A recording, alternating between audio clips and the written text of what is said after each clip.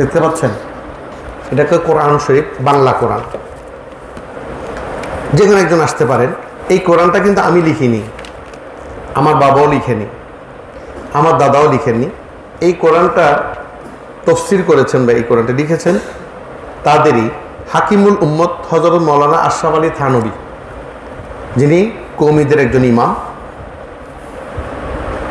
এই কওমিদের ইমাম দেখুন, সিরাতাল লাযিনা আনআমতা আলাইহিম, এটার ব্যাখ্যা করতে বা অর্থ তুলতে গিয়ে বলছেন ওই সমস্ত লোকদের পথ যাদেরকে তুমি নিয়ামত দান করেছ।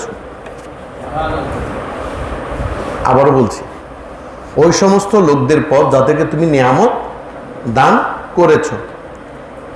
কেউ একজন এসে পড়ে যেতে পারেন। এখন আমার প্রশ্নটা হচ্ছে, আমরা তো সবাই মুসলমান, ঠিক না বা ঠিক? আমরা কলমা পড়েছি লা ইলাহা ইল্লাল্লাহু মুহাম্মাদুর রাসূলুল্লাহ সাল্লাল্লাহু আলাইহি ওয়াসাল্লাম।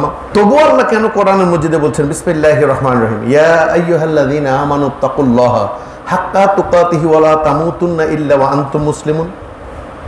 তুমি ততক্ষণ পর্যন্ত মৃত্যুর কথা চিন্তা করো না যতক্ষণ পর্যন্ত তুমি মুসলমানের মধ্যে প্রবেশ করতে পারোনি বা সচ্চা মুসলমান হতে পারোনি। মুসলমানকে আল্লাহ বলছেন তুমি মুসলমান হতে পারোনি। এখন প্রশ্নটা হচ্ছে কেন বলেছেন, আর কোরআনে বা এই কথা বলছেন কেন যে সেই পথ, যে পথের উপর যে যাদের উপর তুমি নিয়ামত দান করেছো। এমন কতিপয় মানুষ দুনিয়ার জমিনে আল্লাহ পয়দা করেছেন, আবির্ভাব পাঠিয়েছেন, দুনিয়ার জমিনে পাঠিয়েছেন, যারা হাত বা মুখ দিয়ে কাউকে কি করবে না, আক্রমণ করবে না। তাদের দোয়াই যথেষ্ট। দোয়া করার সঙ্গে সঙ্গে মানুষের মাইন্ড চেঞ্জ হয়ে যাচ্ছে, তাদেরকে দেখার সঙ্গে সঙ্গে মানুষের মন পরিবর্তন হয়ে যাচ্ছে। হিন্দু মুসলমান হয়ে যাচ্ছে, খ্রিস্টান মুসলমান হয়ে যাচ্ছে, বৌদ্ধ মুসলমান হয়ে যাচ্ছে, মুসলমান অপরাধী সে অপরাধ মুক্ত হয়ে যাচ্ছে। সুবহানাল্লাহ। আউযু বিল্লাহি মিনাশ শাইতানির রাজিম। বিবরকত ওয়া বিফদলি বিসমিল্লাহির রহমানির রহিম। ওয়ালা তাকফু মা লাইসা লাকা বিহি ইলমুন ইন্নাস সামআ ওয়াল বাসারা ওয়াল ফুআদা কুল্লু উলাইকা কানা আনহু মাসউলা। সাদাকাল্লাহুল মাওলানাল আযীম ওয়া সাদাকা রাসূলুহুন নাবিয়ুল হাবিবুল কারীম ওয়া নাহনু আলা যালিকা মিনাশ শাহিদিন ওয়াশ শাকিরিন ওয়ালহামদুলিল্লাহি রাব্বিল আলামিন। রাব্বিস সাল্লি ওয়া সাল্লিম ওয়া বারিক আলাইহি। সম্মানিত উপস্থিতি, রাহমানি ওয়া রাহমাকুমুল্লাহ। আল্লাহ জাল্লে শানুহুর দরবারে লাখো কোটি শুকরিয়া যে আল্লাহ তাবারক তাআলা আলাইহি প্রতি জুমাবারের ন্যায় আজকের এই জুমাবারেও পবিত্র তস্করা মাহফিলে বসে কোরআন হাদিস আজমা কিয়াসের আলোকে কিছুটা আলোচনা শুনে প্রকৃত গোলাম মুস্তাফা বানার তৌফিক আমাদের দান করেছেন। উচ্চ আওয়াজে বলে আলহামদুলিল্লাহ। প্রেক্ষাপট, অবস্থা সম্পর্কে যদি আমরা অনুধাবন করতে না পারি তাহলে ঈমান আকীদা রক্ষা করা আমাদের জন্য কঠিন হয়ে যায়। কথাটাকে আর একটু সহজভাবে বলার চেষ্টা করছি। আমাদের ভাষায় আমরা যেটা বলে থাকি, ওজন বুঝিয়া ভোজন করিও। ভজন নয়, ভজন মানে সেবা করা, খেদমত করা, গোলামি করা, আর ভোজন মানে আহার করা। আমার অ্যালার্জির পরিমাণ বেশি, তাহলে আমাকে কি পরিমাণ কি খাইতে হবে, কি খাইতে হবে না সেটা যেমন জানা উচিত, ঠিক তেমনি বিয়েবাড়িতে মুখরোচক খাবার দেখে, মজার খাবার দেখে আপনাকেও মাথায় রাখতে হবে যে কোন খাবারটা খেলে আমি শান্তি পাবো, কোন খাবারটাকে আমার বর্জন করতে হবে। আমরা খাবারের বিষয়গুলো আগে পরে আসছি, এটা একটা উপমা দিলাম শুধুমাত্র। ঠিক তেমনি অবস্থা, পরিপ্রেক্ষিত এবং বক্তার বক্তব্যর মোড়, রহস্য আপনি যদি অনুধাবন করতে না পারেন, তার কণ্ঠস্বর, তার দলিল দলাইলের উপর যদি আপনি নির্ভর করে বসে থাকেন তাহলে ঈমান হারা হওয়ার সম্ভাবনা আছে।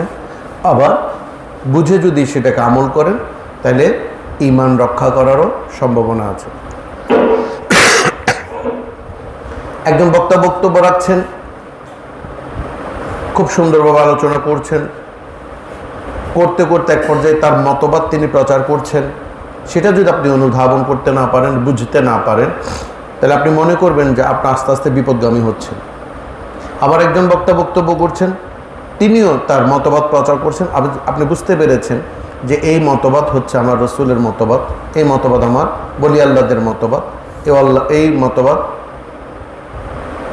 প্রেমিক বনার মতবাদ, তখন আপনি সেটাকে অনুকরণ করলে হয়তো আপনার ঈমান রক্ষা পাবে। তাহলে মতবাদগুলো বোঝার জন্য, বক্তার বক্তব্য বোঝার জন্য আমাদের কি করতে হবে? এই ধরনের আলোচনা খুবই প্রয়োজন। এবং বিশেষ করে আমরা যেটাকে জিকিরে মুস্তাফা বলে থাকি বা আমরা তস্করা মাহফিল বলে থাকি, এই মাহফিলগুলোকে চর্চা করাটা আমাদের খুবই প্রয়োজন। কথাটা কেন বলছি? দেখুন, বর্তমান প্রেক্ষাপট কেমন হয়েছে? খুব দারুণ হয়েছে। সেটা কিন্তু আজকে থেকে নয়, বহু শত বছর আগে থেকেও ছিল। ছলে বলে কৌশলে যখন বিজ্ঞ ব্যক্তিগণ বুঝতে পেরেছেন এমন কিছু মুসলমানের আবির্ভাব হবে, এমন কিছু মুসলমানের দল সৃষ্টি হবে, যেই দল তার ইমামের কথা ব্যতীত এক কদমও নড়বে না, সুবহানাল্লাহ, তার মুর্শিদের কথা ব্যতীত এক কদমও চলবে না। তখন এই দলটাকে ভাঙার জন্য ছলে বলে কৌশলে বিভিন্ন বিজাতিগণ, বিধর্মীগণ বিভিন্নভাবে আমাদেরকে টেনে নিয়ে অর্থের বিনিময়ে, চাকরির বিনিময়ে, ব্যবসার বিনিময়ে, কথার বিনিময়ে বিভিন্ন দল উপদলে আমাদেরকে পরিণত করেছে। এই শত শত বছরের দলগুলো এত বেশি এখন বৃহৎ আকার ধারণ করেছে, সেখানে আপনি আর বোঝার সুযোগ নেই যে কোনটা সত্য কোনটা মিথ্যে। প্রথমত একটু আপনি খেয়াল করলে বুঝবেন, আমাদের কাজ শুধু নামাজ পড়া নয়। এই যে আমরা নামাজ পড়ি, এটার ভিতর, এই নামাজের ভিতর সব কিছু কিন্তু নিহিত নয়। এই নামাজ দিয়ে জান্নাত জাহান্নাম নির্ধারণ করার বিষয় নয়। এই নামাজটা কিসের? আকিমুস সলাত, আল্লাহ যে আপনাকে সলাত বা ইবাদত করার জন্য বলেছেন, আল্লাহ রসুল রুকু, সিজদা, তসবিহ, তাহলিল আপনাকে শিখিয়ে দিয়েছেন। এগুলি কেন করবেন? আমি বারবার বলেছি, আগেও বলেছি, আজও বলছি, এই নামাজ আপনাকে সামনের দিকে ধাবিত করবে, জানার জন্য ধাবিত করবে, অধ্যবসায় করার জন্য সুযোগ করে দেবে, আপনাকে তালাক দেওয়ার শিক্ষা দেবে, আপনাকে শরীর পরিষ্কার করার শিক্ষা দেবে, আপনাকে আল্লাহর দিকে মুহতাজ হওয়া, আল্লাহর দিকে ক্যাবলামুখী হওয়ার শিক্ষা দিবে। এই সালাত থেকে শিক্ষা নিয়ে সেটাকে বাস্তবে রূপান্তরিত করা বা বাস্তবে প্রয়োগ করার নাম হচ্ছে ইবাদত। আমি বুঝাতে পেরেছি? সালাত এটা দিয়ে আপনি কখনো আল্লাহকে পাবেন না, এটা যতক্ষণ আপনি সংযোগ করতে পারবেন না। সালাত শব্দের অর্থ হচ্ছে সংযোগ স্থাপন করা। এখন সংযোগটা কখন হবে?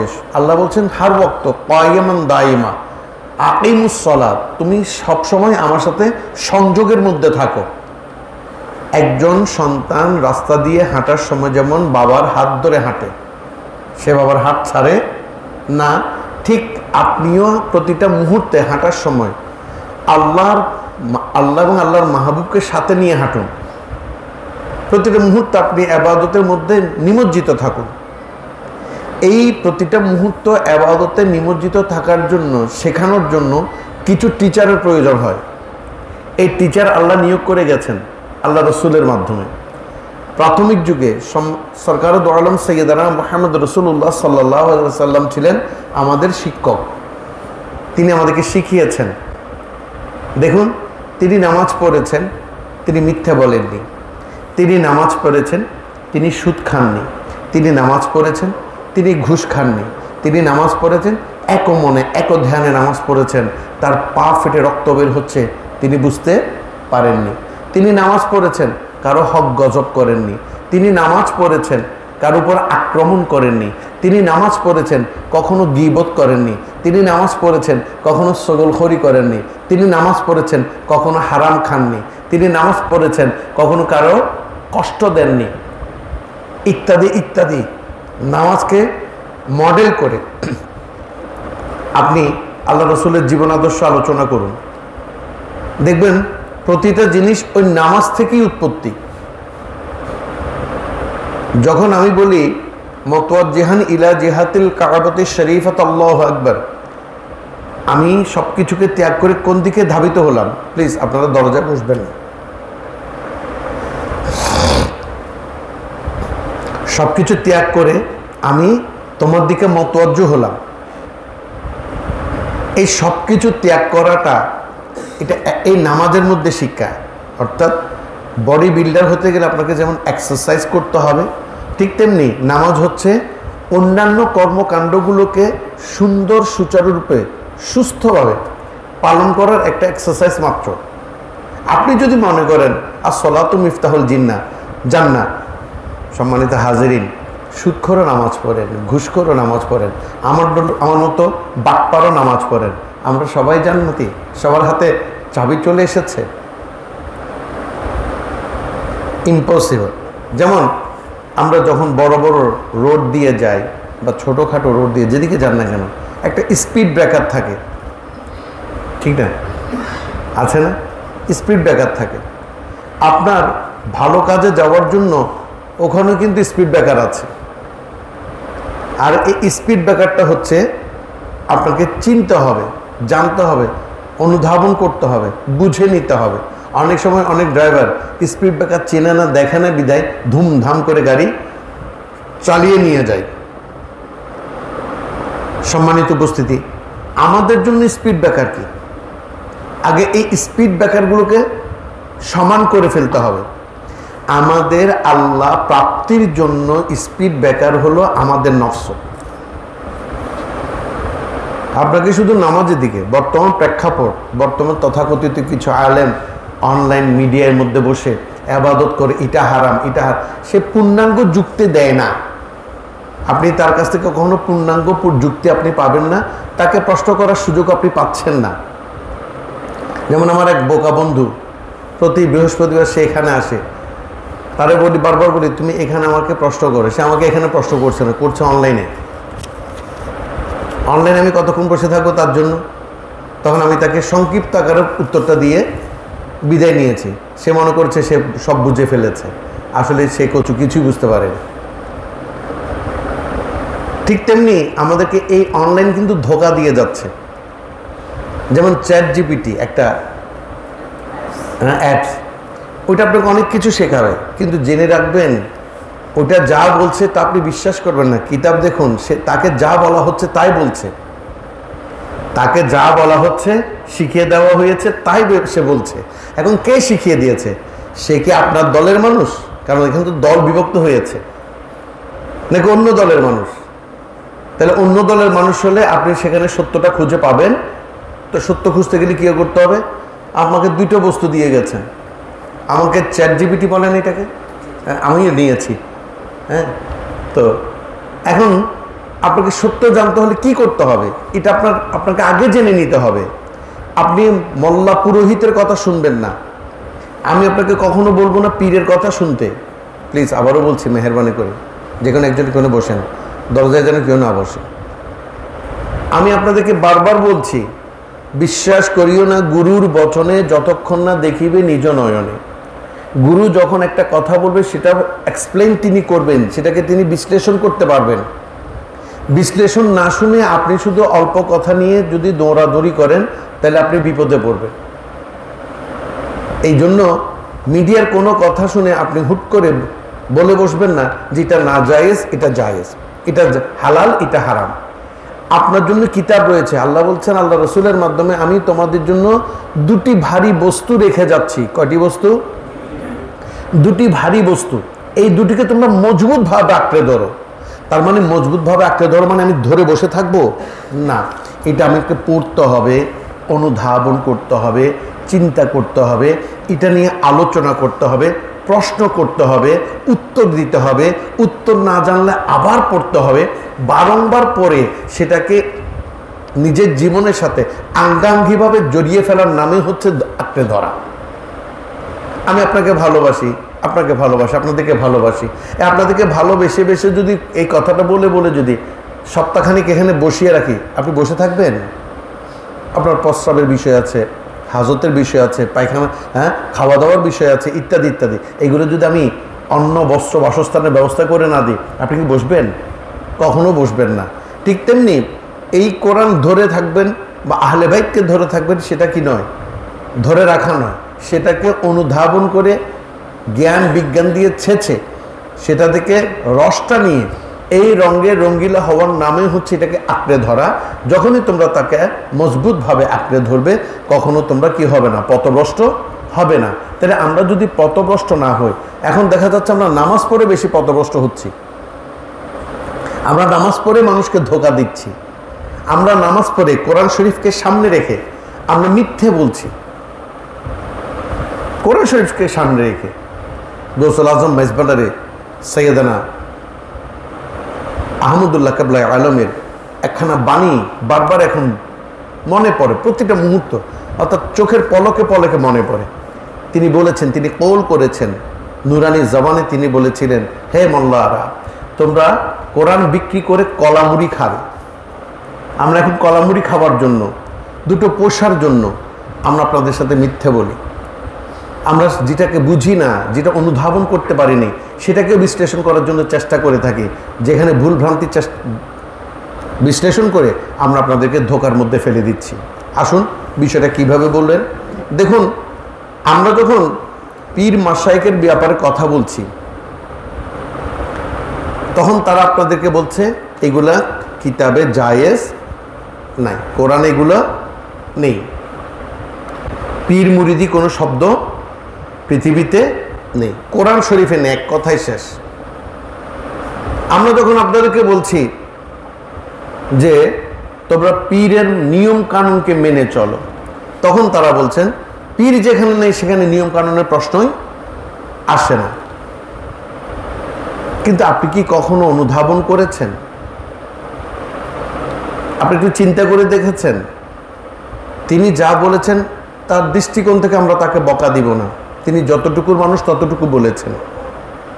কিন্তু আপনি তো অনুধাবন করতে পারেন যে শুরুতে রয়েছে, যেটাকে কোরআনুল করিম আপনারা বলে থাকেন, আমি বলে থাকি, আমরা সকলে বলে থাকি, সূরা ফাতিহা বা উম্মুল কোরআন, যেটাকে কোরআনের মা বলা হয়। এই পবিত্র কোরআনের সূরা ফাতিহার মধ্যে বলছেন, সিরাতাল লাযিনা আনআমতা আলাইহিম, আমার একটি রাস্তা রয়েছে।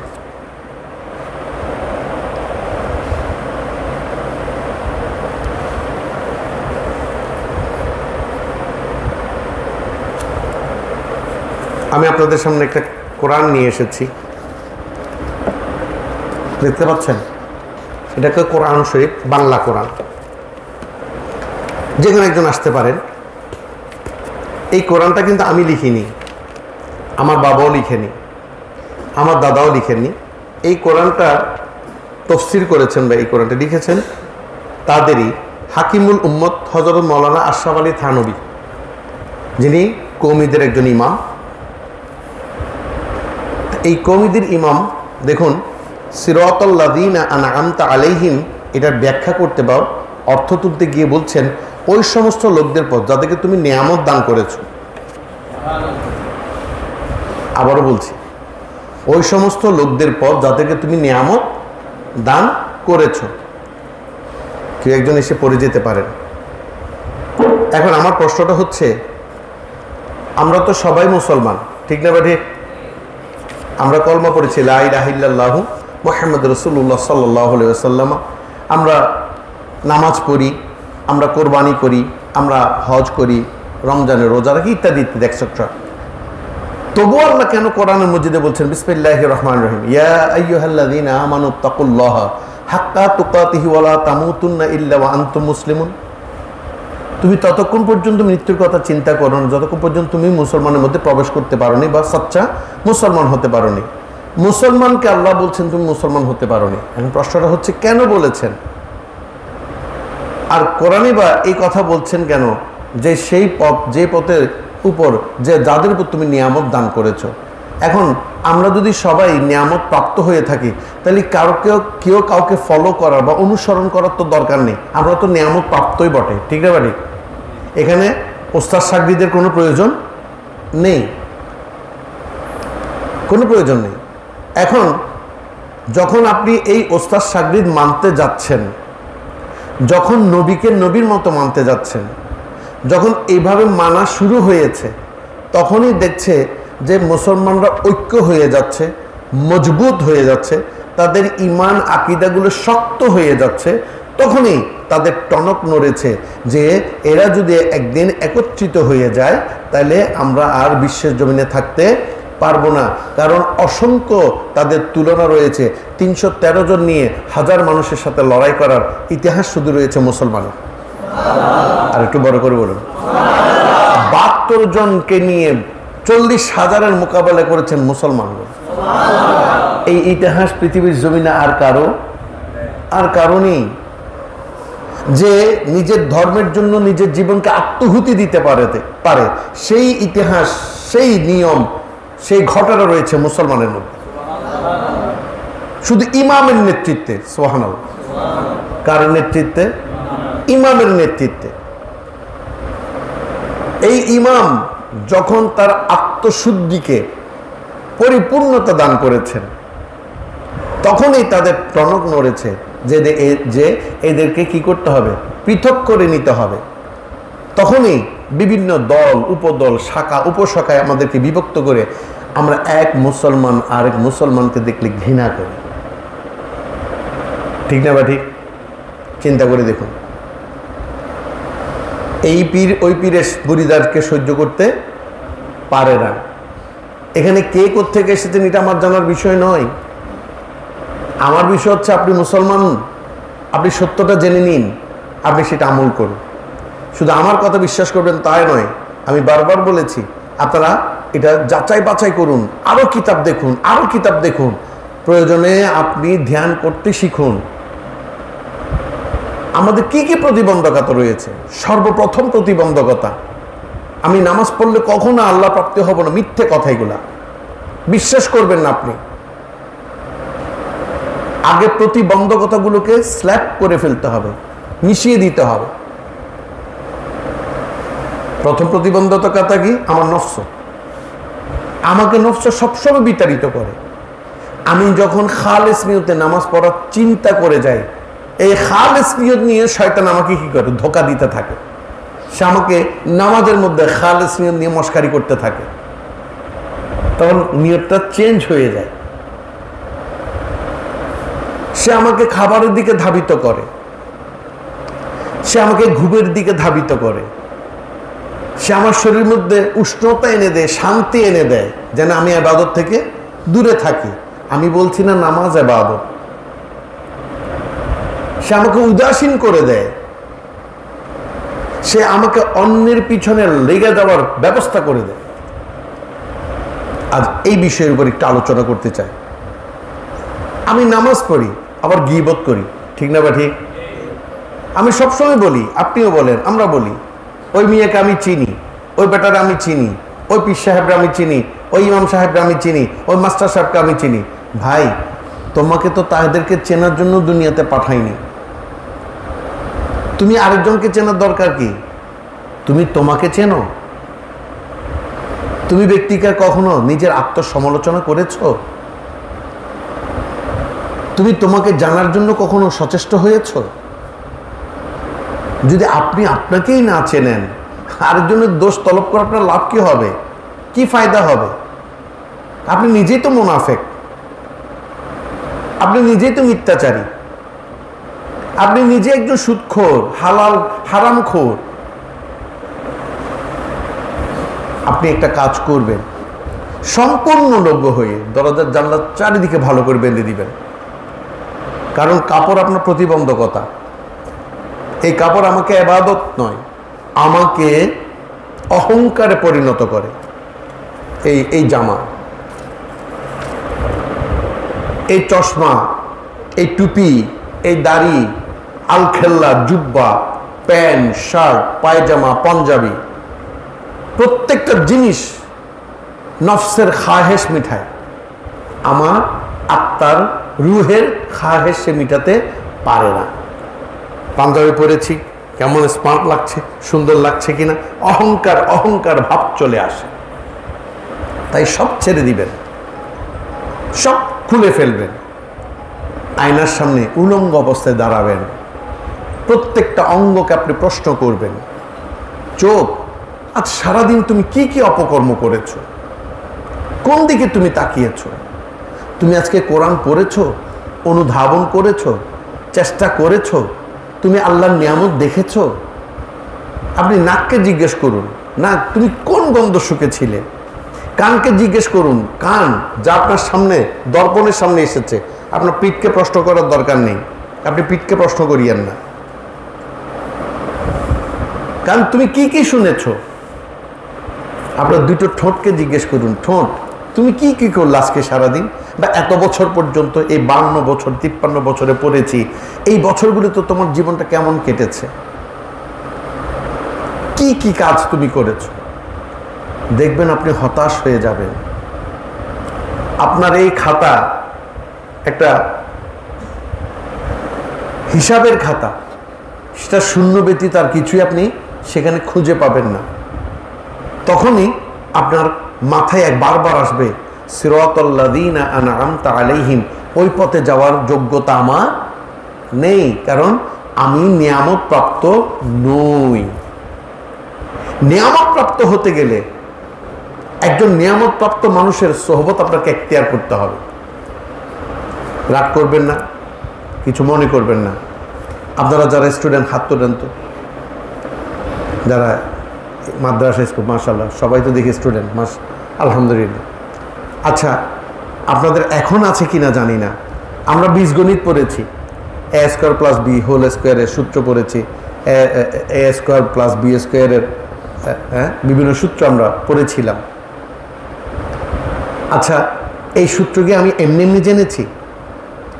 এই সূত্র আরেকজনের কাছ থেকে আমরা শিখে নিয়েছি। আপনি সূত্র না জেনে কি কখনো অঙ্ক করতে পারবেন? আগে সূত্র শিখতে হবে। তাহলে সূত্র কার থেকে শিখবেন? যিনি সূত্র জানেন। আমি শিক্ষক বলবো না,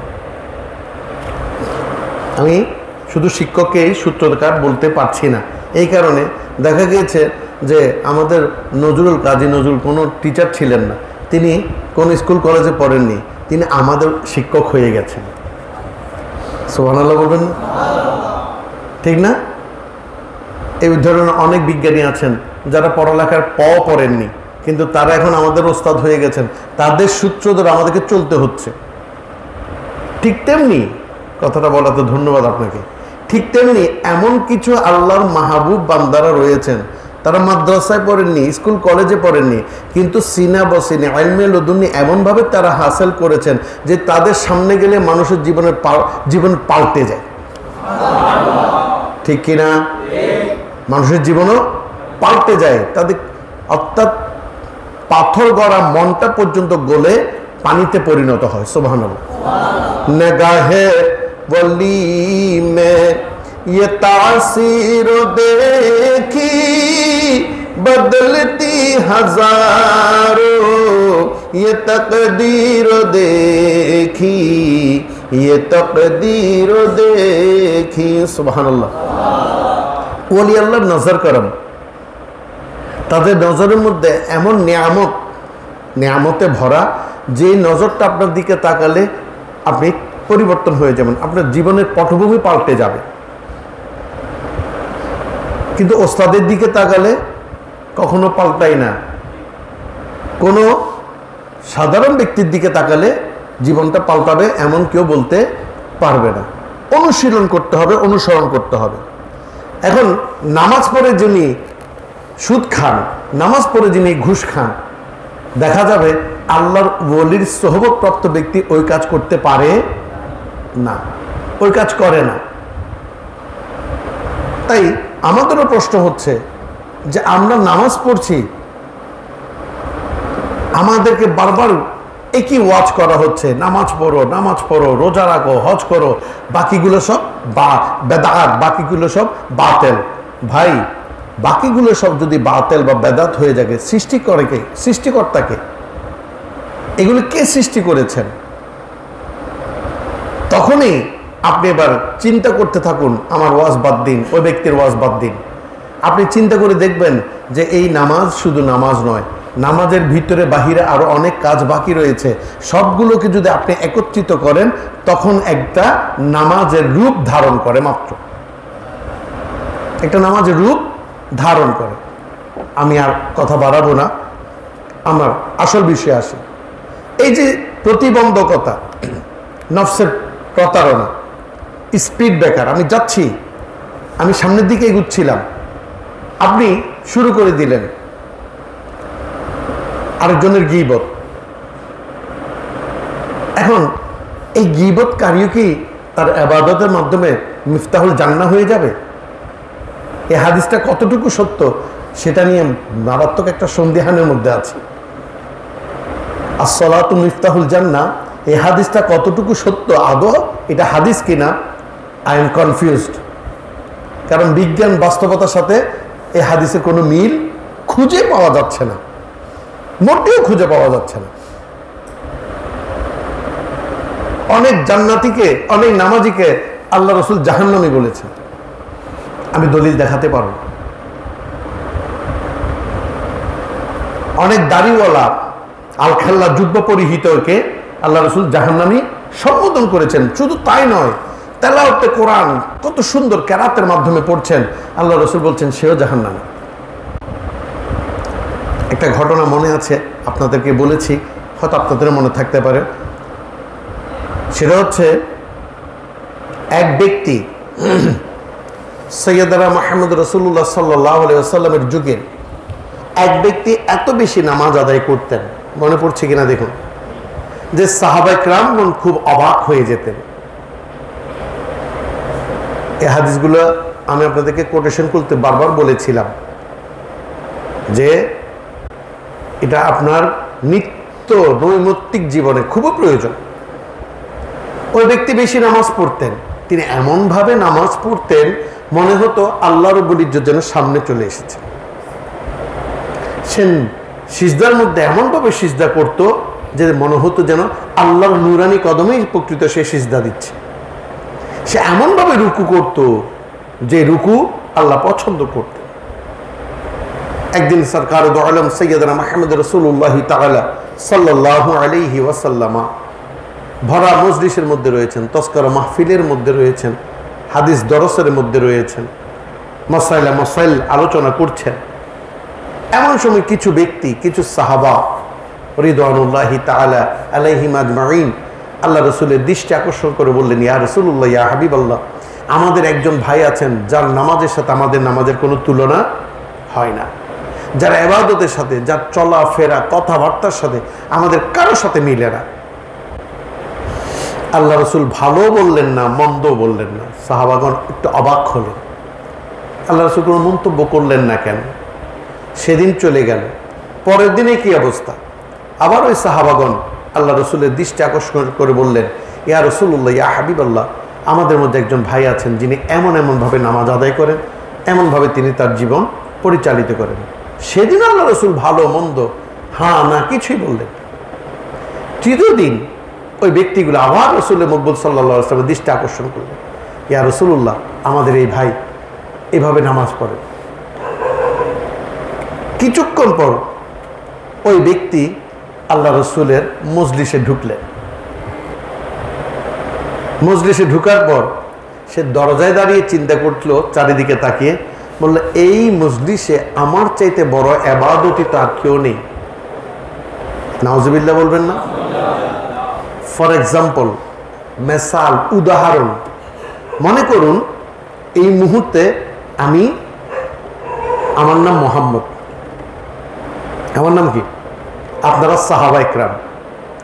উদাহরণ, ওই ব্যক্তিটা একজন ব্যক্তি ঢুকলো, বা আমি আপনাদের পীর, আপনারা আমার মুরিদান, আরেকজন মুরিদ ঢুকে যদি বলে, ও মা, এই বিশাল হল রুম, এই রুমে তো আমার চাইতে উত্তম ব্যক্তি আর কেউ নেই, এই রুমের ভিতর আমিও আছি কি নাই? বড় করে বলুন। আমার মুরিদান আমাকে সহ জড়িয়ে বলছে কি, আমার চাইতে উত্তম ব্যক্তি এখানে আর কেউ, তো তুই উত্তম হলি কোত্থেকে? তো আমি বানাইছি উত্তম, কথার কথা। তাহলে ওই ব্যক্তি, এখন অনেকে বলেন যে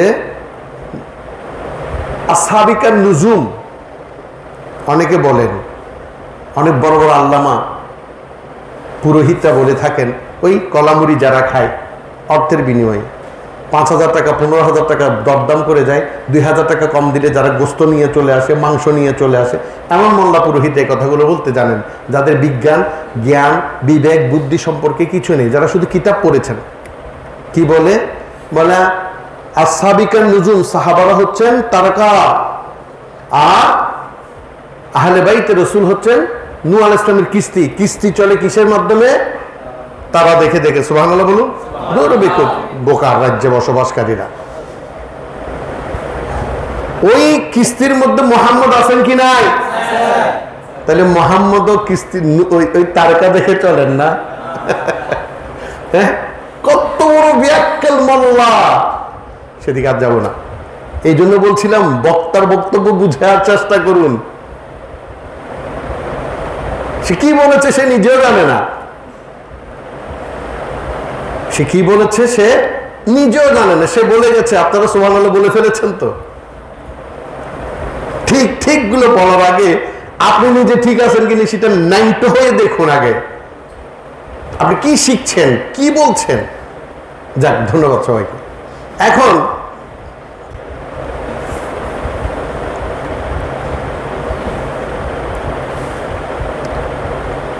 সাহাবারা যখন লোকটা যখন ঢুকলো, উনি ওই ব্যক্তিও সাহাবা, কিন্তু ওই ব্যক্তি কি রসুলের জমানে নামাজ যারা পড়েছেন তারা সাহাবারা পড়েছেন, কারণ এর আগে তারা কি ছিল? কাফির ছিল, ঠিক না বেটি? এফিউ ছাড়া, এফিউ। তাহলে ওই ব্যক্তি ঢুকলো, ঢুকে সে কি বলল? এই ভরা মজলিসে আমার চাইতে উত্তম ইবাদতকারী আর কেউ নাই। এখন রসুল সবচাইতে উত্তম ইবাদতকারী না আমরা উত্তম ইবাদতকারী, নাকি গৌসুল আজম? সুবহানাল্লাহ। সে এই কথা বলে আল্লাহ রসুল তার দিকে তাকিয়ে থাকলো। ওই সাহাবা যারা তার প্রশংসা করেছিল তারা আবার নবী করিম সাল্লাল্লাহু আলাইহি ওয়াসাল্লামের দৃষ্টি আকর্ষণ করলেন। ইয়া রাসূলুল্লাহ, ইয়া হাবিবাল্লাহ, ওই তো আমাদের সে ভাই এসে গেছে। আল্লাহ রসুলের কোনো ক্রিয়া প্রতিক্রিয়া কিছুই নেই, তিনি তার দিকে তাকিয়ে আছেন। ওই ব্যক্তি সরাসরি মানুষের মাঝখানে ফাঁক করে রসুলের কাছে চলে আসলো। চলে আসার পর সে আল্লাহ রসুলকে সালাম দিল না।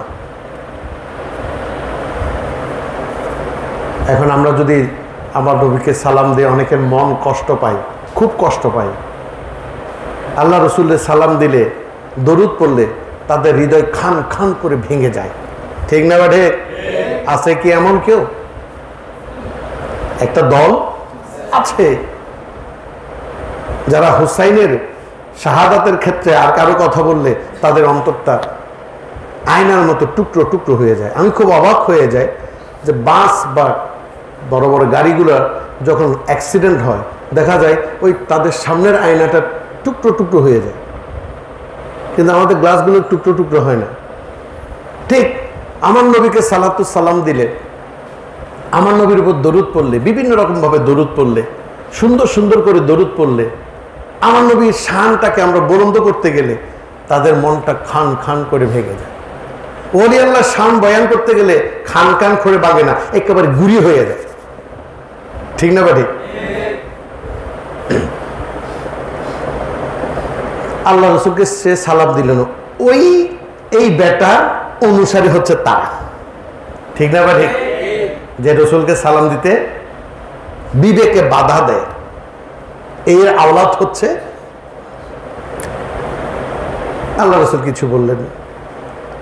আল্লাহ রসুল তার দিকে তাকিয়ে বলল, তুমি কি দরজায় ঢুকে মনে মনে ভেবেছিলে যে এই মজলিসে তোমার চাইতে উত্তম ইবাদতি আর কেউ নেই? সে তখন থতমত খেয়ে গেল, অবাক হয়ে গেল, ভীত সন্ত্রস্ত হয়ে গেল। আমার মনের কথা তিনি কেমনে জানলেন? দেখুন তার ঈমান কেমন, তার ঈমানটা কেমন। সে মুসলমান হয়েছে, সে নামাজ পড়ে, সে রোজা রাখে, সে হজ করে, সে যাকাত দেয়, কিন্তু সে যুদ্ধে ছিল না। যাকাত দেয়, সবকিছু করে, কিন্তু তার ঈমান হচ্ছে এতদিন পরে যে আল্লাহ রসুল আমার মনের কথা কেমনে জানলেন। এমনও ব্যক্তি আমাদের দেশে আছে কি নাই? বিশ্বের জমিনে আছে কি নাই? এদের পিছনে আমরা নামাজও পড়ি, এদের খুতবা আমরা শুনি, হ্যাঁ,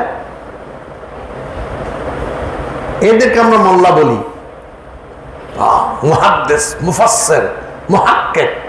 ওয়াও! আল্লাহ রাসূল আর কিচ্ছু বললেন না। ওই লোকটা সোজা আবার সালাম না দিয়ে বের হয়ে গেল। লোকটা আবার সালাম না দিয়ে বের হয়ে গেল। কত বড় বেয়াদব! আমার রাসূল দরবারে এসেছেন, অনুমতি তো নেয় নাই, যাওয়ার সময় অনুমতি নেয় নাই। এটাই হচ্ছে তাদের আদর্শ। আর গোলামে মুস্তাফা যারা পীর ওলি আল্লাহর সাথে সম্পর্কিত, তারা পীর মুর্শিদকে সামনে রেখে হাসে। রওজা থেকে বের হয় পেছন হয়ে, মুর্শিদের দরবার থেকে বের হবে পেছন হয়ে, মুর্শিদকে সামনে রেখে রেখে। এটা আদব। এটার ফতোয়া খুঁজিও না তুমি। ফতোয়া আছে কিন্তু তুমি খুঁজিও না। এটা ফতোয়ার বিষয় নয়, এটা আদবের সর্বোচ্চ মকামের কথা। সে চলে গেল। চলে যাওয়ার পর মসজিদের নববীতে ঢুকে সে নামাজ পড়া শুরু করলো। ইত্যা বছরে সরকার দু আলম সৈয়দনা মুহাম্মদ রাসূলুল্লাহ তাআলা সাল্লাল্লাহু আলাইহি ওয়াসাল্লাম হঠাৎ করে একটা কোল করে বসলেন। তোমাদের মধ্যে এমন কি কেউ আছো ওই ব্যক্তিটাকে কতল করতে পারো? সর্বপ্রথম যিনি দাঁড়াইছেন তিনি হচ্ছেন নরম তবিয়তের মানুষ। তিনি হচ্ছেন সৈয়দনা সিদ্দিক আকবর রাদিয়াল্লাহু তাআলা। বলেন, ইয়া রাসূলুল্লাহ, আমি পারবো। বলে, যাও যাও, তারে কতল করে আসো। হযরত সৈয়দনা সিদ্দিক আকবর রাদিয়াল্লাহু তাআলা গিয়ে দেখলেন সে এমনভাবে তাকবীরে তাহরিমা বেঁধেছে যেন আল্লাহ তার সামনে দাঁড়ায় আছে। ফিরে আসলেন, আবু বকর, কি খবর? বলে, ইয়া রাসূলুল্লাহ, তাকে কতল করা আমার পক্ষে সম্ভব নয়। বলে, কেন? বলে, এমনভাবে সে তাকবীরে তাহরিমা বেঁধেছে মনে হচ্ছে যেন আল্লাহ তার সামনে দাঁড়ান। ঠিক আছে। ওমর বিন খাত্তাব বললেন, ইয়া রাসূলুল্লাহ, আমি পারবো। ইনি অনেক গরম তবিয়তের, খুব রাগী মানুষ। তিনি গেলেন, তখন সে রুকুতে ছিল। এমনভাবে রুকু করছে ওমর বিন খাত্তাব কান্নার অবস্থা হয়ে গেছে। তিনি ফিরে আসলেন, মানে, কি ব্যাপার ওমর, কতল করেছ? বলে, ইয়া রাসূলুল্লাহ, আপনি না মানা করেছেন নামাজিকে হত্যা না করার জন্য? সে এমনভাবে রুকু করেছে যেন রসুল যেন আল্লাহ তার। তখন আলী মুর্তজা আলাইহিস সালাম বললেন, ইয়া রাসূলুল্লাহ, আমি তাকে হত্যা করতে যাচ্ছি। দেখুন সেখানে আল্লাহ রাসূল কি বলছেন, হ্যাঁ, তুমি তাকে হত্যা করবে যদি তার সাথে তোমার সাক্ষাৎ হয়। আলী কারামাল্লাহু ওয়াজহু গিয়ে দেখলেন সে নামাজ পড়ে চলে গিয়েছে। তাহলে আল্লাহ রসুলের কথা মিলে গেল। যদি সাক্ষাৎ হয় তার মানে আল্লাহ রসুল জানতে তার সাথে সাক্ষাৎ এখন হবে না। আসেন, বলে, আলী কি খবর? বলে, ইয়া রাসূলুল্লাহ, সে তো চলে গেছে, ওই নামাজে ওখানে নেই। পরে সিফফিনের যুদ্ধে ওই ব্যক্তিকে আলী রাদিয়াল্লাহু তাআলা আনহু বা আলাইহিস সালাম নিজ হাতে শহীদ করে হত্যা করেছে। শহীদ নয়, হত্যা করেছে। তাহলে ওই নামাজের কোনো মূল্য, ওই নামাজির কোনো মূল্য, ওই কেরাতের কোনো মূল্য নাই। কোন মূল্য আছে? সেই মূল্যটা শেখার জন্য আমাদেরকে ওস্তাদ দিয়ে গেছেন, টিচার দিয়ে গেছেন গদির খোমে। সুবহানাল্লাহ। কোথায়? খোম নামক স্থানে, সেটার নাম হচ্ছে গদির খোম। সেখানে আল্লাহ রসুল বলে যাচ্ছেন যে আমিও একদিন আল্লাহর ডাকে সাড়া দিব, আমাকে চলে যেতে হবে, আমি থাকবো না। কুল্লু নফসিন যায়কাতুল মউত, প্রত্যেক নফসকে মৃত্যুর স্বাদ গ্রহণ করতেই হবে। সে যত বড় বাদশাহ হবে হোক, যত বড় নবী হবে হোক, আল্লাহর এই সৃষ্টি বস্তু নশ্বর, একমাত্র আল্লাহই অবিনশ্বর। আমি যাচ্ছি, তোমরা এতদিন আমাকে অনুসরণ করেছিলে, অনুশীলন করেছিলে, অনুকরণ করেছিলে, যে কোনো বিপদ আপদ, সুখ দুঃখ, আনন্দ হাসি আমার সাথে ভাগাভাগি করেছিলে। আমি ইন্তেকালের পর, আমি ট্রান্সফার হয়ে যাওয়ার পর, আমি পর্দা করার পর তোমরা কার কাছে যাবে? আমি তা মনোনীত করে যাচ্ছি। সেটা হচ্ছে মান কুনতু মাওলাহু ফাহাযা আলিয়ুন মাওলাহু। তখন থেকে বেলায়েতের উৎপত্তি। এই বেলায়েতকে ধ্বংস করার জন্য তখন থেকেই মুসলমান থেকে শুরু করে বিধর্মীরাও লেগে পড়েছে। কারণ তারা বুঝতে পেরেছিল এমন কতিপয় মানুষ দুনিয়ার জমিনে আল্লাহ পয়দা করেছেন, আবির্ভাব পাঠিয়েছেন, দুনিয়া জমিনে পাঠিয়েছেন, যারা হাত বা মুখ দিয়ে কাউকে কি করবে না, আক্রমণ করবে না, তাদের দোয়াই যথেষ্ট। এবার একটা দোয়ার ঘটনা একটু করে ইঙ্গিত করব। এই জুনাইদ বাগদাদি আরেকজন আওলাদ রাসূলের ঘটনা মনে পড়ছে তো? বাস আর যাব না সেদিকে, সময় অনেক গড়িয়ে যাচ্ছে। এই তাদের দোয়াই যথেষ্ট। দোয়া করার সঙ্গে সঙ্গে মানুষের মাইন্ড চেঞ্জ হয়ে যাচ্ছে, তাদেরকে দেখার সঙ্গে সঙ্গে মানুষের মন পরিবর্তন হয়ে যাচ্ছে। হিন্দু মুসলমান হয়ে যাচ্ছে, খ্রিস্টান মুসলমান হয়ে যাচ্ছে, বৌদ্ধ মুসলমান হয়ে যাচ্ছে, মুসলমান অপরাধী সে অপরাধ মুক্ত হয়ে যাচ্ছে। সুবহানাল্লাহ। ওই ঘরে হার ওয়াক্ত তওবার আওয়াজ শোনা যাচ্ছে, হার ওয়াক্ত ইস্তেগফারের আওয়াজ শোনা যাচ্ছে। সেখানে কোনো উলফো কিছু নেই, নাহু সরফের বালাই নেই, সেখানে বাংলা ইংরেজি গ্রামারের বালাই নেই, সেখানে কিছু নেই। সেখানে শুধু রয়েছে প্রেম, ভক্তি, শ্রদ্ধা, সম্মান, পাশাপাশি রয়েছে সত্য বলা। সত্য বল, সুপথে চল ওরে আমার মন, সেখানে সত্য বলে যাচ্ছে। সেখানে কোরআনকে সামনে রেখে বলছে, বাবা তোমার মধ্যে গীবতের লক্ষণ রয়েছে। তাকে দেখে দেখে বলছে, তোমার মধ্যে গীবতের লক্ষণ রয়েছে, তুমি গীবত ছেড়ে দাও। বাবা তোমার মধ্যে নাফরমানের লক্ষণ রয়েছে, তুমি নাফরমানি ছেড়ে দাও। তোমার সুদের লক্ষণ রয়েছে, তোমার মিথ্যে বলার লক্ষণ রয়েছে। এই লক্ষণগুলোকে সিলেক্ট করে ওই আল্লাহর মাহবুব তার অন্তর্দৃষ্টি দিয়ে, তার নূরানি চক্ষু দিয়ে, যে চোখ আল্লাহর চোখ হয়ে যায়, ওই চোখ দিয়ে দেখে দেখে তাকে সংশোধন করে দিচ্ছে। যখনই সে সংশোধিত হচ্ছে, তখন ওই ব্যক্তি যারা তাকে তৈরি করেছিল তারা তার কাছ থেকে আর কোনো ফায়দা পাচ্ছে না। এখানে কোনো কিছুর বিনিময়ে আল্লাহ ওয়ালা হওয়া যায় না, একমাত্র আল্লাহ ওয়ালার সাথে মিললে আল্লাহ ওয়ালা হওয়া যায়। আপনি মাদ্রাসায় পড়তে পড়তে হাদিসের উপর ডক্টরেট নিলেন, ফিকহের উপর নিলেন, তাফসীরের উপর নিলেন, আপনি ফার্সির উপর নিলেন, উর্দুর উপর নিলেন, ইংরেজিতে বাংলাতে নেওয়ার পরও আপনি আল্লাহ ওয়ালা হবেন না। মাওলানা রুমি রাদিয়াল্লাহু তাআলা আনহুর জীবনীটা পড়ে দেখবেন, তারও ইলমের কোনো অভাব ছিল না। শামস তাবরিজি রাদিয়াল্লাহু তাআলা আনহু একদিন তার ওই ইলমের পাণ্ডুলিপিগুলো সব পানিতে ফেলে দিলেন। তখন বললেন, হাই হাই হাই, আপনি কি করলেন? আমার সমস্ত ইলম তো আপনি নষ্ট করে ফেললেন, আপনি ভিজিয়ে দিলেন। তখন শামস তাবরিজি বললেন, যে ইলম এখনো পাতার মধ্যে রয়েছে ওই ইলমের দরকার কি? তিনি আবার ডাক দেওয়ার সঙ্গে সঙ্গে ওই কাগজগুলো সব চলে আসলেন। তখন মাওলানা রুমি বললেন, এটা কিভাবে সম্ভব? বলে, এবার এটা শিখতে চেষ্টা করো, এটাই শিখতে চেষ্টা করো। এটা শেখার জন্য সবচেয়ে যেটা প্রয়োজন সেটা হচ্ছে আপনি আপনাকে চিনুন। মান আরাফা নাফসাহু ফাকাদ আরাফা রাব্বাহু। আপনি এখন বলবেন এটা জাল হাদিস, এই হাদিসে কোনো ভিত্তি আছে কিনা জানি না, আপনি কি বলছেন আমার জানা নেই, কিন্তু আমি দেখছি এটাই হচ্ছে আসল হাদিস। এটা সনদ টনদ আমার দরকার নেই, কারণ আমি আমাকে চিনলে আল্লাহকে চিনতে পারছি। আমি অবাক হয়ে যাই, আমার এই আঙ্গুল নড়ে কেমনে, কোন বলে বলিয়ান, কোন শক্তিতে শক্তিবান, এটা নাড়াচ্ছে কে? এত বিশ্ব ব্রহ্মাণ্ড এত সুন্দর করে কে সাজিয়েছেন? আর আমার এই দেহটাকে প্রত্যেকটা অঙ্গ আপনি দেখুন। আচ্ছা, চোখটা যদি এখানে হতো দেখতে কেমন লাগতো? আপনি হয়তো বলবেন দেখতে দেখতে ভালো লাগতো না, এটা কিন্তু সুন্দর লাগতো না। আপনি একটা ছবি এঁকে দেখবেন, আপনার দুটো কান বড় বড় করে দিলে কেমন হতো? সাইজটা কেমন মানানসই, যেন লন্দা দিয়ে ছেঁচে দিয়েছে। স্মুথ একটা বাচ্চা যখন সে মাসুম থাকে, কি আদর!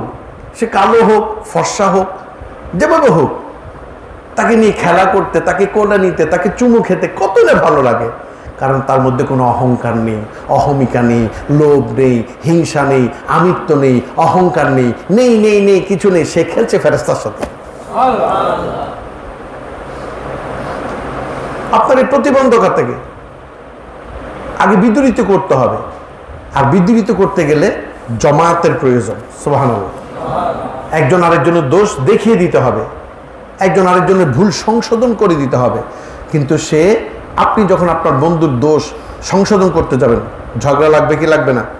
মারামারি কাটাকাটি লেগে যাবে। তাই ওই সময় একজন ইমামের খুবই প্রয়োজন, একজন ওস্তাদের খুবই প্রয়োজন, একজন পীরের খুবই প্রয়োজন।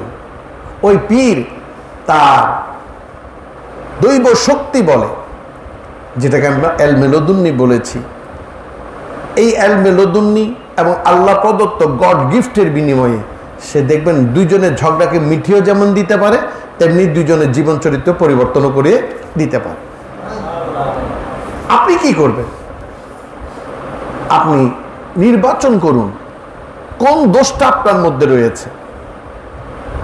শুধু আপনি নয়, আমি মুতাসিম বিল্লাহ সম্পদ, আমি যে আপনাদেরকে তাকরীর করছি, আলোচনা করছি, আমাকেও বলুন, সেই উপদেশ আমাকেও দিন। আপনিও চিন্তা করুন আপনার মধ্যে গীবতের কোনো ইঙ্গিত আছে কিনা, লক্ষণ আছে কিনা। যদি আপনার মধ্যে গীবতের লক্ষণ থেকে থাকে, আপনার এই ওয়াজ কোনো কাজে আসবে। লিমা তাকুলু মা লা তাফআলুন, তুমি যাহা করো না তাহা বলো কেন? নিজে বলো, তাহা নিজে করো না। আপনি যদি আগে বুঝতে পারেন যে আপনার মধ্যেও কিছুটা, কারো মধ্যে প্রবল, কারো মধ্যে কম গীবতের লক্ষণ আছে, চলুন আমরা সেটাকে কি করি, বর্জন করার জন্য সচেষ্ট হই। আপনি পরীক্ষার জন্য কষ্ট করেন, আরাধনা করেন, সাধনা করেন, রাত দিন কষ্ট করে পড়তে থাকেন। এবার আপনি সাধনে লিপ্ত হন, একটা একটা, সব কিছু একসঙ্গে নয়, একটা একটা করে।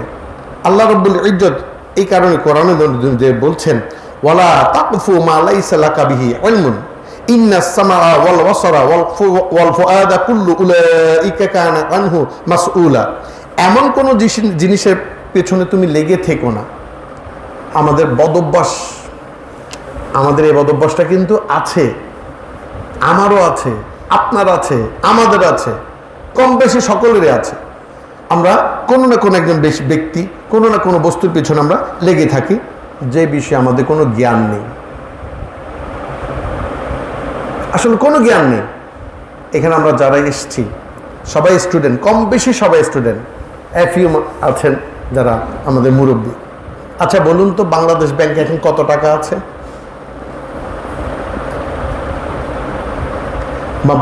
বাংলাদেশের রিজার্ভ ফান্ড, এটাতে কত টাকা আছে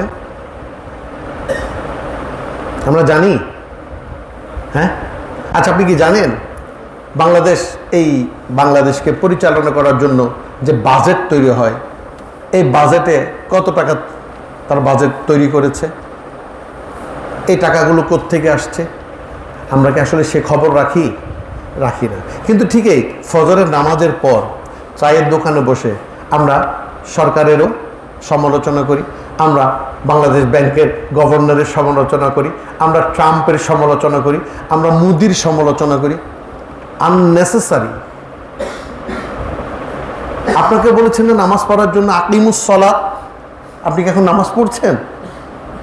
আপনি একটু আগে নামাজ পড়ে আসলেন, আপনি একটু আগে কোরআন শরীফ তেলাওয়াত করেছেন, আপনি বলছেন আপনি তাহাজ্জুদ গুজারি, আপনি এমনভাবে সিজদায় 40-45 মিনিট পড়ে থাকেন, আপনি আরেকজনের সমালোচনা করছেন। আপনার সমালোচনা কে করছে?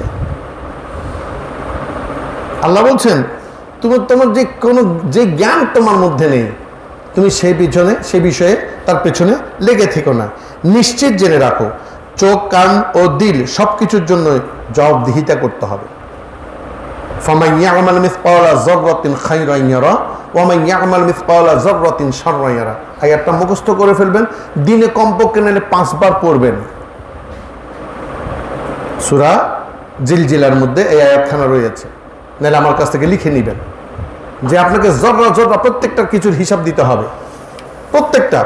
আপনি এই কথা মনে করবেন না যে আপনি পার পাবেন, আপনি পার কখনোই পাবেন না। তাইলে যে বিষয়ে আমাদের কোনো জ্ঞান নেই, আমরা যার সম্পর্কে জানি না, যে বিষয়ে জানি না, সেই বিষয়ে আলোচনা করা বা তার বিরুদ্ধে কথা বলা সম্পূর্ণ গীবত। এবার আসুন ছোট করে একটু গীবতের কয়েকটা নমুনা আপনাদের সামনে উপস্থাপনা করি। 1 নম্বর হচ্ছে, আমি আপনাকে দাওয়াত করলাম, আমি আপনাকে দাওয়াত করেছি, গরুর মাংসের মধ্যে একটু লবণ কম হয়েছে, আপনি রাস্তা দিয়ে হাঁটতে হাঁটতে বলছেন কি, নিয়ে আমারে দাওয়াত করছে, তার গরুর মাংসের লবণটাও দিল না, এটাও গীবত। উম্মাহাতুল মুমিনিন আয়েশা সিদ্দিকা রাদিয়াল্লাহু তাআলা আনহা, সরকার দু আলম সৈয়দনা মুহাম্মদ রাসূলুল্লাহ তাআলা সাল্লাল্লাহু তাআলা আলাইহি ওয়াসাল্লামকে নিয়ে ঘরের দুয়ারে বসেছিলেন। একজন মহিলা অনেক লম্বা ওড়না পরে আমার আম্মাজানের সামনে দিয়ে যাচ্ছিলেন। এমত অবস্থায় আম্মাজান বললেন, উরি বাবা, কত লম্বা এই ওড়না মানুষকে দেখানোর জন্য পড়েছে, বা এই ধরনের একটা মন্তব্য করলেন। আল্লাহ রাসূল বললেন, আয়েশা রে, তুমি কি থুতু নিক্ষেপ করো বা থুতু ফেলো? তখন আল্লাহর রাসূলের বিবি যান, আমাদের আম্মাজান কেবল মুমিনাতের আম্মাজান, তিনি থুতু নিক্ষেপ করলেন, সঙ্গে সঙ্গে দেখলেন রক্ত বের হচ্ছে। আল্লাহ রাসূল বললেন, আবার থুতু ফেলো। তিনি আবার ফেললেন, আবার রক্ত বের হচ্ছে। তিনি বললেন, তুমি আবার ফেলো। তিনি আবার ফেললেন, তখন আবারও দেখলেন তার মুখ থেকে থুতু বের হচ্ছে। কেন থুতু বের হচ্ছে? কিন্তু কোরআনে হুকুম আছে, বিসমিল্লাহির রহমানির রহিম, ওয়ালা ইয়াগতাব বা'দুকুম বা'দান আইয়ুহিব্বু আহাদুকুম আন ইয়াকুলা লাহমা আখিহি মাইতান ফাকারিহতুমুহু ওয়াত্তাকুল্লাহা ইন্নাল্লাহা তাওয়াবুর রাহিম। পৃথিবী উল্টায় যাইতে পারে, ফিলিস্তিন আবার নতুন রূপ ধারণ করতে পারে, ইসরায়েল ধ্বংস হয়ে যেতে পারে, বাংলাদেশ সোনায় সোহাগা হতে পারে, অথবা ফকিরি হতে পারে, কিন্তু কোরআনের আয়াতের কোনো রদ বদল হবে। দিস ইজ আওয়ার বিলিভ, আমরা এটাই বিশ্বাস করি, লা রাইবা ফিহি, এটাতে কোনো সন্দেহ নেই। আমার নাক হয়তো একদিন চ্যাপ্টা হয়ে যেতে পারে, নাক কাটা যাইতে পারে, কিন্তু কোরআনের আয়াত মিথ্যা হতে পারে না। কোরআনে কি বলছেন? আল্লাহ বলছেন, তোমাদের একে অপরের পশ্চাতে নিন্দা করো না। তোমাদের মধ্যে কি এমন কেউ আছে যে তার মৃত ভাইয়ের মাংস খেতে পছন্দ করে? আছেন কেউ? দেখুন গীবতটা কত মারাত্মক। জ্যান্ত ভাইয়ের নয়, মৃত ভাইয়ের মাংসের কথা বলেছে। কারণ জ্যান্ত ভাইয়ের কাছ থেকে আপনি ক্ষমা চাইতে পারবেন, মৃত ভাইয়ের কাছ থেকে আর ক্ষমা চাওয়ার কোনো সুযোগ নেই। সাবধান, এখানে জ্যান্ত আর মৃতের এই বিষয়টা আপনাকে ফরক করতে হবে, বুঝতে হবে কেন আল্লাহ এখানে মৃতের কথা বললেন। কারণ আপনি যার গীবত করেছেন সে যদি আপনার কাছে আর না আসে, আপনি যদি তার আর খুঁজে না পান, তিনি যদি মারা যান অথবা আপনি যদি মারা যান, তাহলে এই গীবতের বোঝা আপনাকে মাথায় নিয়ে মরতে হবে। আর তিনি যদি চলে যান, তিনি মারা গেলে এই গীবতের বোঝা আপনার মাথায় রয়ে গেল, আপনি এটা ক্ষমা করাইতে পারলেন না। আল্লাহ রাব্বুল ইজ্জত বলছেন, তোমরা কারো পিছনে লেগে থেকো না, কারো পশ্চাতে পিছনে তার বিরুদ্ধে কথা বলো না। তোমরা কি পছন্দ করো যে তোমার মৃত ভাইয়ের মাংস খেতে? এই প্রশ্ন যদি কেউ করে থাকে, অনেকে বমি করে বলবেন, লা হাওলা ওয়ালা কুওয়াতা, কেমনি মৃত ভাইয়ের মাংস খায়? ভাই, আমি মৃত ভাইয়ের মাংস সরাসরি না খাইলেও আমরা খাচ্ছি কিভাবে? আমরা এই গোল টেবিল বৈঠকে বসে অন্যের গীবত করি, অন্যের কথা বলে থাকি। প্রশ্ন করতে পারেন, হুজুর এতক্ষণ তো আপনি বললেন অন্যের গীবত করা হারাম, সম্পূর্ণ হারাম, ওই ব্যক্তিও নামাজ পড়ছে, তার নামাজ হবে না বললেন। আচ্ছা হুজুর, আমরা যদি শিক্ষা নেওয়ার জন্য, শিক্ষা লেসন, এই ধরনের কর্ম থেকে বাঁচার জন্য আমরা যদি কারো আলোচনা করে থাকি, সেটা কি গীবত হবে? না, সেটা গীবত হবে না। মনে করুন আমি যদি বলি, মুতাসিম বিল্লাহ সম্পদ নামক একজন পীর সাহেব আছেন, যিনি মদও খান আবার মানুষকে নাকি হেদায়েত করেন, এই থেকে আমরা তার গীবত করলাম না। আমরা কি করব? এইটা লেসন নিব যে যেখানে মদ হারাম, সেখানে একজন হারাম ব্যক্তি কিভাবে পীর হতে পারে। আমরা তার কাছ থেকে দূরে থাকার জন্য সচেষ্ট হব এবং তার কাছ থেকে হেফাজত থাকা আমাদের জন্য ফরজে আইন হয়ে যাবে। একজন সুদখোর, তিনি ইমাম, তাহলে দেখা যাচ্ছে ইমামের কি করা হলো, গীবত করা হলো। আমি জিজ্ঞেস করলাম, ভাই তুমি তার পেছনে নামাজ পড়ো না কেন? আপনি প্রথম দিন বললেন না, দ্বিতীয় দিন বললেন না, তৃতীয় দিন বললেন না। তাহলে আপনি না বলার মধ্যে কিন্তু একটা গুনাহ করলেন, কারণ আপনি জেনে শুনে একটা সত্যকে গোপন করেছেন। ওই সত্য গোপন করার কারণে শত শত মুসল্লি একজন বেঈমানের পিছনে নামাজ পড়ছে, তাইলে আপনি তাদের নামাজগুলোকে নষ্ট করলেন। তাই আপনার উচিত যে এই ক্ষেত্রে তার গীবত নয়, সেটা সংশোধন করে দেওয়ার জন্য, মানুষকে হেফাজত করার জন্য আপনি অল্প শুধু একটা কথাই বললেন, ভাই আমি দেখেছি লোকটা সুদ খায় বা সে ঘুষ খায়, তাই আমি তার পেছন নামাজ পড়ি না। বাস এই কথার কারণে শত শত মুসল্লি পরিবর্তন হয়ে যাবে। কিন্তু এটা নিয়ে যদি আবার বেশি আলোচনা সমালোচনা করে, তখনই গীবতে পরিণত হয়ে যাবে। ওইটা হবে কি আমাদের সংশোধনের জন্য। কেন তুমি তার কাছে যাও না? কেন এই টিচারের পেছনে, টিচারের সাথে তুমি পড়ালেখা করো না, বা ওনাকে তুমি পছন্দ করো না কেন? ভাই আমি তো তাকে পছন্দ করি। যদি তার কোনো অপকর্ম থেকে থাকে যেটা আল্লাহর কাছে ধরাশায়ী হবে, যে অপকর্মের দ্বারা মানুষ বিপদে পড়তে পারে বা বিপাকে পড়তে পারে বা কোরআন সুন্নাহ বিরোধী কাজ হতে পারে, এমন ব্যক্তির কিছু কথা আপনি আলোচনা করে আমাদেরকে সংশোধন করে দিতে পারেন। কিন্তু সেটা নিয়ে বেশিক্ষণ কথা বলাটা হবে গীবত। তাই আসুন, আপনি নামাজ পড়ছেন, আপনি নামাজের কথা বলছেন, এই ধরনের গীবত, সগলখড়ি, আমিত্ব, অহংকার, অহমিকা, লোভ, হিংসা, এগুলো যদি অন্তরে থাকে, আপনার কলুষিত অন্তর নিয়ে নামাজ কখনো মুখলিসিন আলাহুদ্দিন হতে পারে, খালেস নিয়ে আপনি নামাজ পড়তে পারবেন না। এগুলোকে বিদূরিত করার জন্য আপনাকে রসুল মকবুল সাল্লাল্লাহু আলাইহি ওয়াসাল্লামের 23 বছর জিন্দেগি বাদ দিয়ে 40 বছর জিন্দেগি পর্যালোচনা করতে হবে। সুবহানাল্লাহ বলবেন না? আল্লাহ রসুল কিতাব প্রাপ্ত হচ্ছেন 40 বছর পরে, কিন্তু 40 বছর আগের জীবনটা কেমন ছিল, তার তিনি কিভাবে নিজের এই 40 বছর জীবন অতিবাহিত করেছেন, সেই বিষয়গুলো আপনি ভালো করে অনুধাবন করুন। কোরআন দিয়ে রিচার্জ করে দেখুন, আপনি হাদিস দিয়ে রিচার্জ করে দেখুন, দেখবেন যে রসুল মকবুল সাল্লাল্লাহু আলাইহি ওয়াসাল্লামের ওই 40 বছর জীবনটা ছিল পারফেক্ট জীবন। সেই জীবনটাকে আপনি অনুসরণ করুন, আপনার জীবনে, বাস্তব জীবনে প্রয়োগ করে দেখুন। আমার রসুল জীবনে কখনো মিথ্যে গীবত করেছেন এই 40 বছরে? তখন তো তিনি কোরআন শরীফ পাননি। কখনো আমানত খেয়ানত করেছেন? চুরি করেছেন? জেনা করেছেন? মদ খেয়েছেন? গাঁজা খেয়েছেন? রাষ্ট্র নিয়ে দৌড়াদৌড়ি করেছেন? কিছুই করেননি। কি করেছেন? তিনি নিজেকে সুন্দর থেকে সুন্দরভাবে সাজিয়েছেন। সুবহানাল্লাহ। তাকে তো আল্লাহ সাজিয়ে পাঠিয়েছেন আমাদেরকে শিক্ষা দেওয়ার জন্য।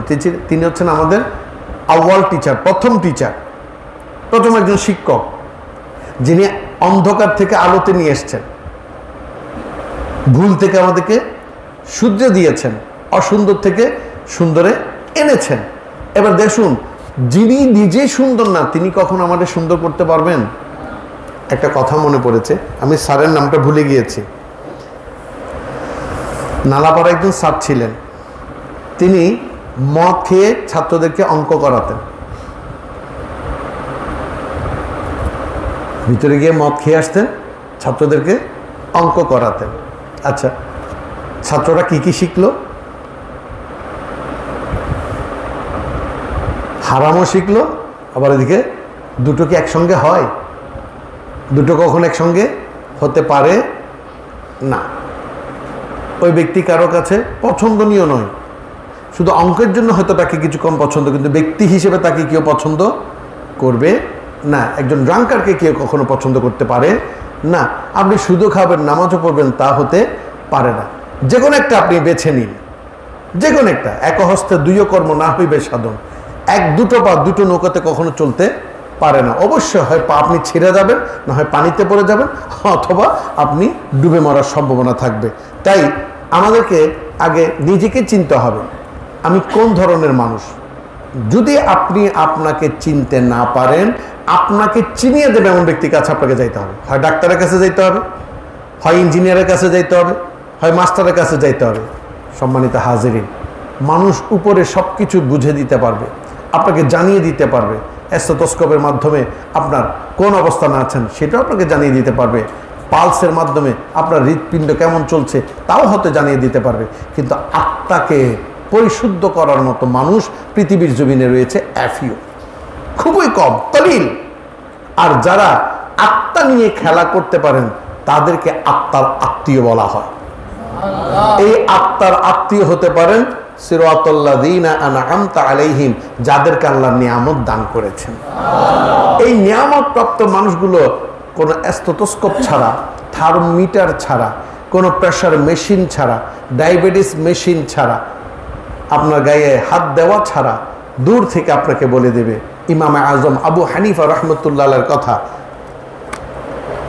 পীরনাপির দস্তগীরের কথা, খাজা গরিবে নওয়াজের কথা, আমাদের মুর্শিদের কথা, যার কথাই বলুন না কেন, দূর থেকে আসার সঙ্গে সঙ্গে বলে দেবে যাও তুমি উজু করে আসো, যাও গিয়ে তওবা করে আসো।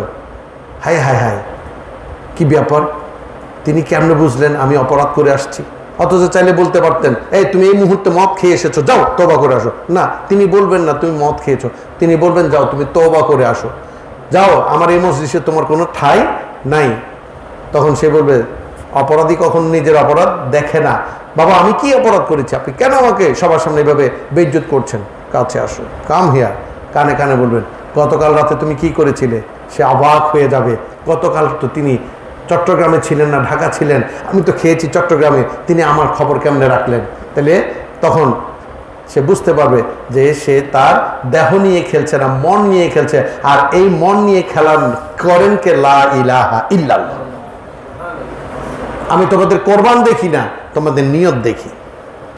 তোমরা গরু দিয়েছো না ওঁট দিয়েছো, দুব্বা দিয়েছো না মহিষ দিয়েছো, সেই কোরবানের মাংস আমি খাই না, আমি তোমাদের মন খেয়ে থাকি। তাই উপস্থিত সকলের প্রতি অনুরোধ, আপনি নামাজ পড়ার আগে দেহর রাজ্যটাকে পরিষ্কার করুন। অন্তরে এক, বাহিরে আরেক, এমন ইবাদত আমাদের প্রয়োজন নেই, এমন ইবাদত আল্লাহ চাচ্ছেন না। আল্লাহ আপনাকে কষ্ট দিতে, লা ইউকাল্লিফুল্লাহু নাফসান ইল্লা বুসআহা, আল্লাহ আপনাকে কষ্ট চাপিয়ে দিতে চাচ্ছেন না। আল্লাহ বলছেন না তুমি নামাজ পড়ো, আল্লাহ বলছেন তুমি আমার সাথে সংযোগ স্থাপন করো। ওই যে বললাম তুমি আমার হাত ছেড়ো না। একটা গান মনে পড়ে গেল, জানি অনেকে অনেক কিছু বলবে, কে কি বলছে সেটা হচ্ছে পরে কথা, কিন্তু গানটা আগে শুনুন। বন্ধু তোমার পথের সাথীকে চিনে নিও, চিরদিন তাকে মনের মাঝেতে ডেকে নিও। আপনি আপনার বন্ধুটাকে চেনার চেষ্টা করুন। পৃথিবীতে কেউ কেউ নয়, আজ কয়েকদিন ধরে মাথায় একটা ভূত চেপেছে।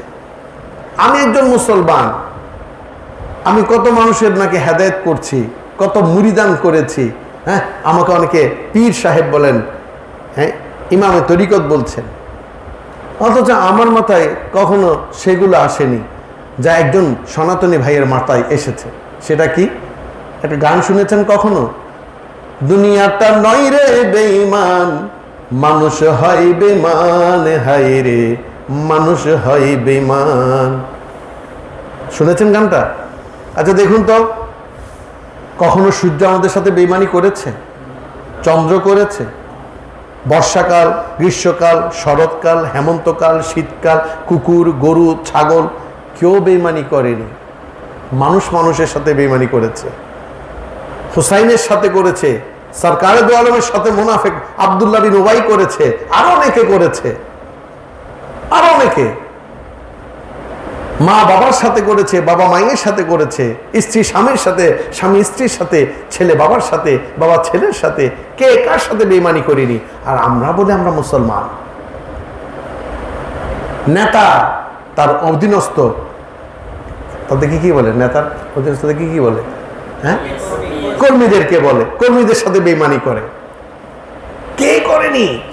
আরো নিয়ে আবার সাদা পাঞ্জাবি পরে, ওটা আবার মার দেওয়া থাকতে হবে, সাথে ইস্ত্রি করা থাকতে হবে, উইথ পারফিউম থাকতে হবে, ইয়া টুপি থাকতে হবে, ইয়া লম্বা দাড়ি থাকতে হবে, সামনে গিয়ে সামনের কাতার থাকতে হবে, সে আবার নামাজও পড়বে। আছে কি নাই? আছে কি নাই? পীর, ভণ্ড পীর। পীর কখনো ভণ্ড হয় না, আমরা ভণ্ডরা পীর সেজেছি, আমরা ভণ্ডরা পীর সেজেছি। আর আসলে সেজেছে কারা জানেন? ভালো মানুষের ছেলেরা। এফিও হয়তো দুষ্টু প্রকৃতি ছেড়েছে। আমরা যারা ভালো মানুষের ছেলে, আমরাই ওই যে বলে না আলেমের ঘরে জালেম হয়, কিন্তু তার প্রতি এই কথা কেউ বলেনি যে জালেমের ঘরে আলেম হয়, বলেছে কেউ? শুনেছেন? একটা কথাই ছোটকাল থেকে শুনে আসছি, আলেমের ঘরে জালেম হয়। আমরা আলেমের ঘরে জালেম আমরা হয়েছি, আমরা মানুষকে ঠকাচ্ছি। কারণ আমি আমার বাবাকে বাবা হিসেবে জেনেছি, পীর হিসেবে তাকে আমি অনুশীলন করিনি, অনুকরণ করিনি, তার মজলিসে বসিনি, তার খেদমত করিনি, তার নজরের মধ্যে আমি ছিলাম না। কারণ আমি মনে করতাম আমার বাবা। আমি কখনো চিন্তা করিনি যে এত মানুষ আমার বাবার খেদমত করছে, এত মানুষ আমার বাবার অনুশীলন করছে, অনুসরণ করছে, আমিও করি। তিনি আমাকে ডাক দিয়েছেন, আমি তার সাথে বেয়াদবি করেছি। তিনি আমাকে হেদায়েতের রাস্তাতে আনতে চেয়েছেন, আমি তার কথা অগ্রাহ্য করেছি। কারণ তিনি আমার কাছে এক জায়গায় দুর্বল ছিলেন, আমি তার সন্তান, তার কারণে তিনি আমাকে ছাড় দিয়েছেন। আমার বাবা যখন মারা গিয়েছে, আমি লম্পট কিছু করতে পারলাম না।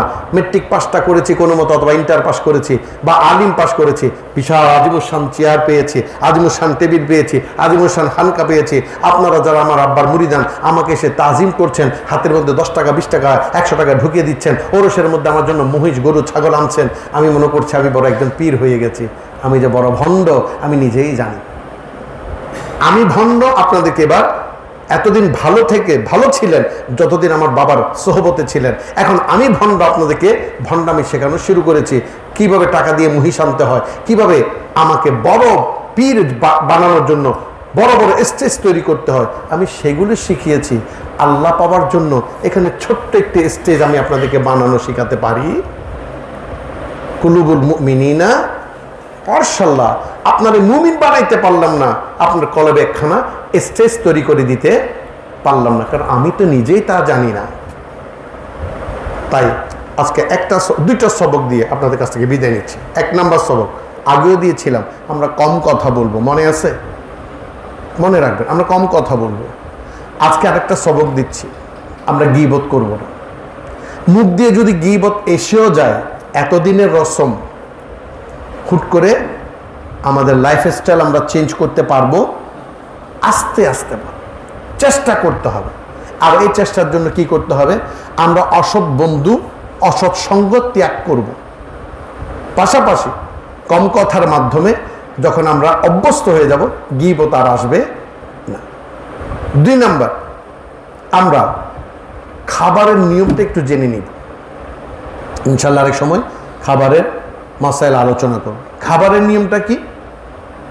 আপনি খেতে বসবেন, তখনও মনে মনে আল্লাহকে ডাকবেন, আল্লাহ হে দয়াময়, হে মেহেরবান, হে রহমানুর রহিম।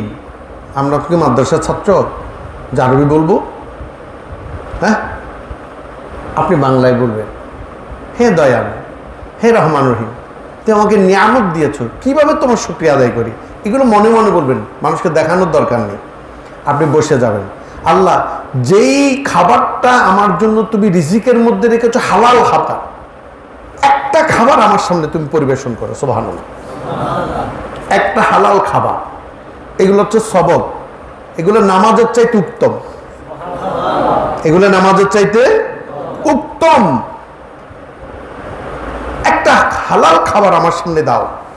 আল্লাহ আমি তো জানি না, আমার তো কসফিয়া শক্তি নেই, দৈব শক্তি নেই, কিন্তু আমি জানি তুমি আল্লাহ আমাকে পরিচালনা করো। আমার ইমান আমার পীরের মাধ্যমে তুমি আমাকে দয়া করো, মেহেরবানি করো। আমার পীরের দোহাই দিয়ে বলছি, আমার মা বাবার দোহাই দিয়ে বলছি, আমার হালাল খাবারটা আমার সামনে দাও। যেটা আপনার সামনে আসবে, আপনি সামনে নিয়ে একবার আলহামদুলিল্লাহ বলবেন। আলহামদুলিল্লাহ বলার পর আপনি লোকমা নেওয়ার আগে মনে মনে আল্লাহর কাছে বলে, আপনি হাসতে হাসতেও খাইতে পারেন। মনে মনে বলবেন, আল্লাহ আমি তো মাংস দিয়ে খাচ্ছি, আল্লাহ আমি কদু শাক দিয়ে খাচ্ছি, লাউ শাক, আল্লাহ আমি ঢেঁড়স ভাজি দিয়ে খাচ্ছি, আল্লাহ আমি বরবটি দিয়ে খাচ্ছি, আল্লাহ আজকে আমার ইচ্ছে হচ্ছে তাই আমি মরিচ ভাজা দিয়ে পান্তা ভাত খাচ্ছি। আল্লাহ তুমি বিশ্বের সমস্ত মানুষকে এভাবে খাবার তৌফিক দান করো। হক আদায় হলো, হালালো খাওয়া হলো, আল্লাহর জিকিরে এই বন্ধন থেকে আর ছড়াতেও কেউ পারবে। বাবার হাত ধরে যেভাবে হাঁটতে থাকি আমরা, আল্লাহ এবং আল্লাহ রসুলের এই রজ্জুকে শক্ত করে ধরলাম এবং এটাকে আর ছাড়ার বিষয় নয়। এই না ছাড়ার নাম হচ্ছে আকিম, খাড়া করা, সবসময় জারি রাখা। আমি প্রতিটা মুহূর্ত আপনাকে কি করেছি, স্মরণে রেখেছি। এটা হচ্ছে পৃথিবীর সর্বশ্রেষ্ঠ সালাত। তারপর আপনি বিসমিল্লাহ খেয়ে, মনে থাকলে খেলে 2-3 লোকমা খাওয়ার পর আপনি মনে হলো হায় হায় আমার পীর মুর্শিদ আমাকে শিখিয়েছেন 2-1 লোকমা খাওয়ার পর আলহামদুলিল্লাহ বলা। আপনি যতবার আলহামদুলিল্লাহ বলবেন আল্লাহ লজ্জিত হয়ে যাবে। আপনার এক লোকমাতে 10 লক্ষ লোকমার ক্যালোরি, ভিটামিন সব একসঙ্গে যোগ করে দেবে। আমরা তখন গপ গপ খাইতে খাইতে 20-50 লোকমা খাইতে থাকি, ঠিক না? 20-50-100 লোকমা খাওয়ার করে যখন ঢেকুর ওঠে তখন বলে খাওয়া শেষ। আর দেখবেন যখন আপনি 2-3 লোকমা, প্রথম লোকমায় ভুলে গেলেন, দ্বিতীয় লোকমায় ভুলে গেলেন, তৃতীয় লোকমা মনে পড়েছে হাই আমি একজন তরিকতপন্থী, আমার পীর আমাকে শিখিয়েছেন 1 লোকমা দেওয়ার পর আলহামদুলিল্লাহ, 2 লোকমা মনে মনে, বড় করে বলার দরকার নেই, 2 লোকমা দেওয়ার আলহামদুলিল্লাহ। আপনি যখন আলহামদুলিল্লাহ 1 লোকমায় বললেন, 2 লোকমা, 3 লোকমায় দেখবেন আপনার খাওয়ার মুড শেষ। কিরে আর খাবি না? না রে ভাই আর খেতে ইচ্ছে করছে না, আমি এই এটোগুলো তুমি কুকুরকে খাইয়ে দিও, নাহলে কোনো একজন গরিবকে দিয়ে দিও। কেন তুই খাচ্ছিস না কেন? আসলে আপনি খাচ্ছেন না তা নয়, আল্লাহ আপনার খাবারকে পূর্ণ করে দিয়েছে। এমন ভাবে খেয়েছেন আপনি, দেখা যাবে সারাদিন না খেলেও চলবে, কারণ ওখানে আল্লাহ আপনাকে পেটের মধ্যে রহমত দ্বারা ভরপুর করে রেখেছে। এটা হচ্ছে খাবারের এই 3টা আমল আমরা এখন থেকে করতে থাকবো। আমরা কম কথা বলব। হ্যাঁ, আবার দেখেন এই ধরনের আলোচনায় কম কথা বলবেন না, যত সুন্দর করে বলতে পারেন বেশি বেশি বলবেন। আম গাছের বর্ণনা করুন, ডাব গাছের বর্ণনা করুন, মহিমা তোমার অসীময় অপার, আলহামদুলিল্লাহ আলহামদুলিল্লাহ। কি বলিব আমি মহিমা তোমার, কি বলিব আমি মহিমা তোমার, আলহামদুলিল্লাহ আলহামদুলিল্লাহ। আল্লাহ বলছে আমার কোন নিয়ামতকে তোর অস্বীকার করবি? আল্লাহ কোন নিয়ামতকে অস্বীকার করছি না, ওই নিয়ামতগুলো আহরণ করার চেষ্টা করছে মানুষ। এই জন্য আল্লাহর নিয়ামত নিয়ে বেশি বেশি কথা বলবেন। যখন খেয়াল রাখবেন 2 বন্ধু কথা বলছেন, কি বলছেন তৃতীয় বন্ধু দেখেনি, শুনেনি, সে দৌড়ে এসে বলবে জানিস আজকে ফুটবল খেলায় মেসি জিতে গেছে। আপনি তখন চুপ থাকুন, দুজনে চুপ হয়ে যান। কিরে তোরা কথা বলছিস না কেন? বলে ভাই আমরা মেসির ফুটবল নিয়ে বলছিলাম না, আমাদের জীবনের ফুটবল খেলা নিয়ে আলোচনা করছিলাম। আমি নিজে একজন ফুটবল, 11 জন খেলোয়াড়ের 22টা পা আমাকে প্রতিটা মুহূর্ত লাথি মারছে। আমি এখনো মঞ্জিল মকসুদে পৌঁছাইতে পারিনি। 11 জন প্লেয়ারের কয়টা পা? দোনো পায়ে মারে কি মারে না? মারে না। বাম পাইও মারে, ডান পাইও। কি মাই ওরে আল্লাহ! এই বল ধূপ ধাপ আওয়াজ হয়, ঠিক না? আমি বিশ্বকাপ খেলা দেখতে গিয়েছিলাম গত বছর না, তার 2 বছর আগে, 3 বছর চলছে এখন, যেটা কাতারে হয়েছিল। আমি একদম উপরে বসেছি, ওখানেও আওয়াজ শোনা যাচ্ছে, ধূপ ধাপ আওয়াজ। ও মা! যখন জাপান রে গোল দিয়া দিল, দেখলাম যে বলটা তখন লাথি মারছে ওই বলটা সবাই চুমু খাইতে শুরু করলো। আমিও তখন চিন্তা করলাম, আমি যেদিন মঞ্জিল মকসুদে পৌঁছাইতে পারবো এই 10 ইন্দ্রিয়ের লাথি থেকে, আমিত্ব, অহংকার, অহমিকা, লোভ, হিংসা, হাসদ, গীবত, সগলহরি ইত্যাদি ইত্যাদি রিপুগুলোকে যখন দমন করতে পারবো, এই দমনের পর যখন আমি মঞ্জিল মকসুদে পৌঁছাইতে পারবো, তখন মানুষ আপনি আমার চুমু খাইতে থাকবে। শাহজালাল ইয়ামিনের চুমু খায়, খাজা গরিবে নামাজরে চুমু খায়, গোসে পাকড়ে চুমু খায়। চিন্তা করলাম তিনিও তো আমার মতো মানুষ, তারা মানুষ চুমু খায় কেন? কারণ তিনি এই রিপুগুলোকে দমন করে এই 22 জন মানুষের 22 জন মাফ করবেন 22 জন মানুষের 44টা পায়ের লাথি খাওয়ার পর তিনি যখন মঞ্জিল মকসুদে পৌঁছে গিয়েছেন, আল্লাহ ওয়ালা হয়ে গিয়েছেন, ওই 44 জন মানুষ তারা চুমু খায়। তাই একটা হাদিস বলে আপনাদের কাছ থেকে বিদায় নিচ্ছি। সাইয়েদনা মুহাম্মদ রাসূলুল্লাহ সাল্লাল্লাহু আলাইহি ওয়াসাল্লাম একদিন বলছেন, এই আমার সাহাবায়ে কেরামগণ, তোমরা তোমাদের শয়তানের গলায় রশি বেঁধে দাও বা তাকে নাকে রশি বেঁধে দাও। এক সাহাবী জিজ্ঞেস করলেন, ইয়া রাসূলুল্লাহ, ইয়া হাবিবাল্লাহ, আপনারও বুঝি শয়তান আছে? আল্লাহ রাসূল মুচকে হেসে বললেন, এই হাদিস অনেকবার বলেছি আপনাদেরকে, হ্যাঁ আমার শয়তানকে আমি শিকল পরিয়ে দিয়েছি। সম্মানিত হাজিরিন, চলুন আমরা আমাদের শয়তানকে শিকল পরিয়ে দিই। এই শয়তানকে যখন আপনি শিকল পরিয়ে দিতে পারবেন, কখনো মহিষকে নাফা দিতে দেখেছেন? দেখেন নাই? সবাই দেখেছেন? দেখেছেন। ওরে বাবা, কতভাবে তারে বাঁধতে হয়, ঠিক না ঠিক? গাছের সাথে বাঁধে, হ্যাঁ, পা বাঁধে, শিং বাঁধে, সব বাঁধার পর তারপর তাকে নাক ফোরানো হয়। আপনি আপনাকে বেঁধে ফেলুন, আজকে কম কথা, বেঁধে ফেলুন। আপনি গীবত করা থেকে হেফাজত থাকুন। আপনি খাবার সময় আল্লাহকে স্মরণ করুন, দেখবেন নফস আস্তে আস্তে বেঁধে যাচ্ছে। বাঁধতে বাঁধতে যখন একটা একটা করে বাঁধতে থাকবেন, 1 মাস এইটা, 1 মাস ওইটা, 1 মাস ওইটা, এইভাবে যখন আপনার নফসটাকে কি হয়ে যাবে, আপনার কাছে পরাভূত হয়ে যাবে, তখন আপনি তার নাফা পরাই দিবেন। যখন নাফা পরাই দিবেন, আপনি আর কখনো মুখে বলবেন না আমি নামাজ পড়তে যাব, নফস আপনার বলবেন ভাই আপনি তাড়াতাড়ি নামাজ পড়ে আমার একটু মুক্ত করে দেবেন। নফস আপনারা বলবে, শয়তান বলবে ভাই তুই একটু নামাজ তুই নিজে পড়ে যা, আমি আর তোরে বিরক্ত করব। আল্লাহ আমাদেরকে এভাবে এক একটা আমল করার তৌফিক দান করুক, আমিন। ওমা তৌফিকে ইল্লা বিল্লাহ, ওমা আলাইনা ইল্লাল বালাগুল মুবিন।